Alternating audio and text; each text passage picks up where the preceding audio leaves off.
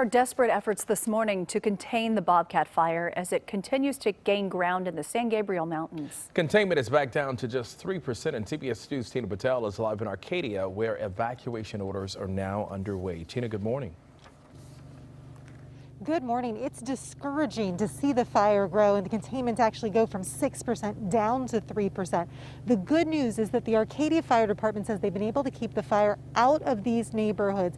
It's right now on the hillsides above where we are. It's actually too smoky to see the fire this morning. But take a look at this video and you can get an idea of the scope of the fire. Yesterday it crossed a contingency line above Little Santa Anita Canyon. That's one of the reasons that 300 homes in Arcadia and Sierra Madre remain under mandatory evacuation orders this morning. Hundreds more in nearby communities are still under warnings. Over the last week, the fires burned thousands of acres in the Angeles National Forest.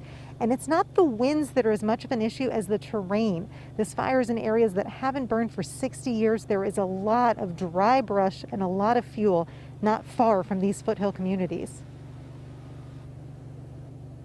It's a little worrisome, honestly it is, but we've seen some progress, we've seen it change. Now we can see some stars at night, and we just continue to have faith in these folks working hard to keep us safe.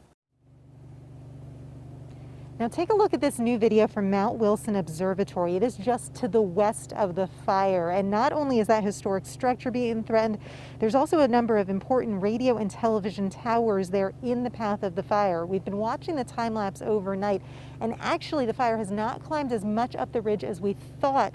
So that is good news. Just about 3 a.m. the folks over there said so far so good. There are a number of fire crews that are kind of stationed around the observatory trying to protect that area. Now back out here live, as we said, there are mandatory evacuations for some neighborhoods, but even the ones that aren't under those mandatory evacuation orders, it is very smoky, and so that continues to be a concern for so many people here in the basin this morning. Suzanne, we'll send it back to you.